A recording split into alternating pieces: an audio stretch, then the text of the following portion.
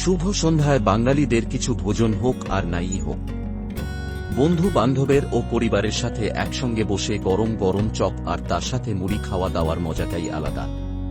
তাই আজকে সেই পুরানো দিনের কথা মনে করে আজকে আপনাদের সাথে আমরা নিয়ে চলে এসেছি এমন একটা দোকান যেটা হাওড়া পাতিহালে অবস্থিত, যা সুরুচি চপের দোকান নামে পরিচিত। ডিমের চপ কি দাম আছে? 11 টাকা পিস। 7 টাকা পিস। 10 টাকা পিস। আলুর চপ হ্যাঁ, 6 টাকা পিস। আলুর চপ 6 টাকা পিস। বেগুনি 6 টাকা পিস। বেগুনি 6 টাকা পিস। ডালের পকোড়া ওদিকে 20 টাকা সব। 20 টাকা সব ডালের পকোড়া। আলু আছে, টমেটো আছে।